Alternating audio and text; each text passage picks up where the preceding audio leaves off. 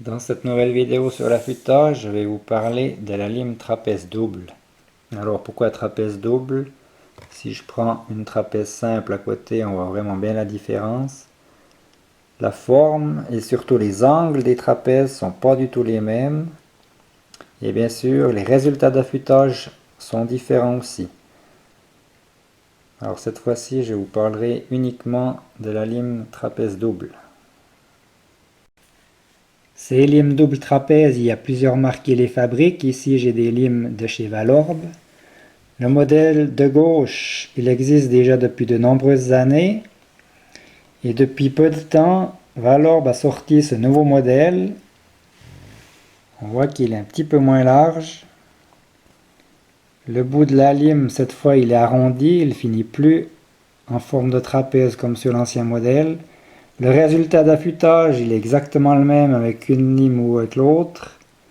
Par contre, je dirais que la nouvelle, elle est un petit peu plus agréable à utiliser.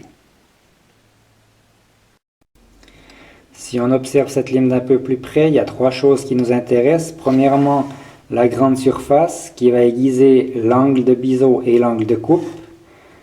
Deuxièmement, la petite surface qui se trouve sur le côté qui va aiguiser l'angle latéral.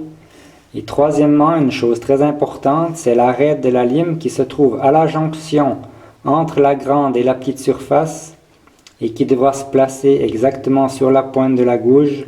On verra tout à l'heure pourquoi lors de l'affûtage.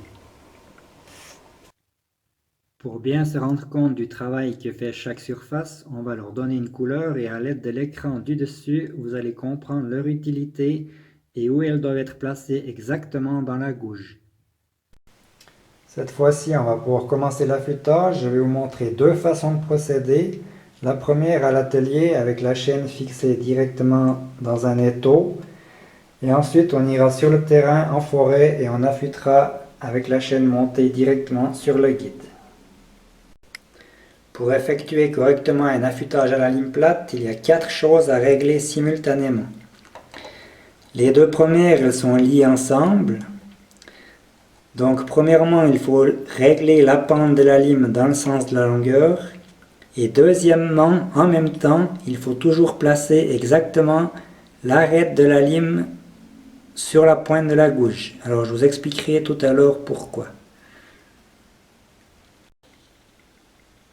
Troisièmement, il faut régler l'orientation de la lime dans le sens de la largeur. Et la quatrième chose à régler, c'est l'orientation de la lime dans le sens transversal. Pour vous expliquer l'influence des 4 points réglés, je vais vous montrer quelques images. Voilà donc une gouge parfaitement affûtée. Avec cette photo, je vais pouvoir vous expliquer les 3 premiers points à régler. Les 2 premiers, c'était donc la pente de la lime dans le sens de la longueur, plus le positionnement de l'arête sur la pointe de la gouge. Le but donc d'avoir la bonne pente avec la lime, c'est de permettre à l'arête de relier la pointe de la gouge avec l'angle qui se trouve sous la gouge. Je prends une autre image pour vous montrer. J'ai représenté l'arête de la lime avec ce trait vert. On voit vraiment bien le chemin qu'elle doit suivre. Elle doit à tout prix passer par la pointe et arriver dans l'angle sous la gouge. C'est comme ça que vous obtiendrez les meilleurs résultats de coupe et en même temps un affûtage solide. Vous devez arriver à créer un coin tout à la pointe de la gouge où les 3 angles vont se rencontrer. Le latéral, le biseau et l'angle de coupe. Le troisième point maintenant, c'était l'orientation de la lime dans le sens de la largeur. Ça, c'est ce qui va vous permettre de régler les angles du biseau et du latéral en même temps. Sur cette gouge, on a un latéral à 80 degrés environ. Je vous conseille de ne pas faire un latéral plus aigu. Il faut savoir qu'avec 80 degrés de latéral, on obtient environ 50 degrés de biseau. Ce qui donne déjà des très bonnes vitesses de coupe, surtout dans le bois tendre.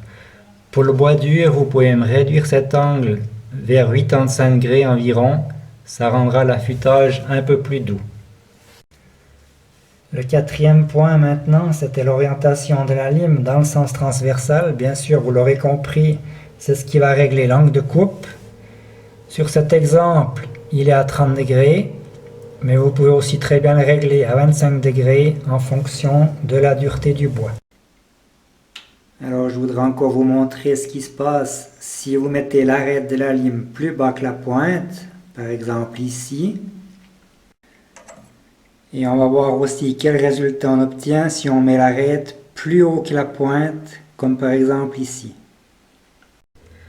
Alors pour vous expliquer tout ça, on va de nouveau prendre les images. On voit très bien sur la première que l'arête de la lime était beaucoup trop bas.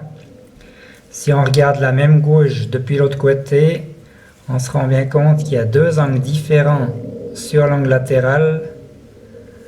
Donc ça donne vraiment des mauvais résultats de coupe. Voilà ce qui se passe maintenant si on place l'arête de la lime plus haut que la pointe. On obtient deux angles différents sur l'angle de coupe. Donc avec ça, évidemment, on obtient aussi des très mauvais résultats.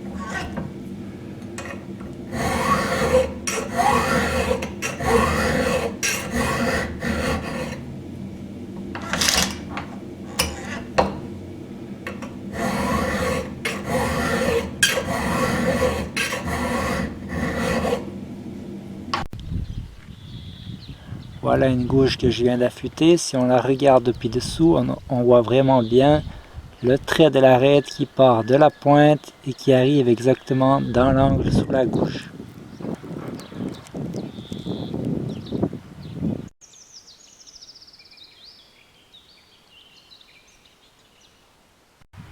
Pour aiguiser en forêt, il existe plusieurs moyens de fixer la tronçonneuse. On peut très bien se servir de ce genre d'étau que l'on plante soit dans un billon ou alors dans un tronc. Dans ma région, on se sert plutôt de cette méthode. Un étau fabriqué directement dans un tronc. Et le guide-chaîne est coincé avec une clé.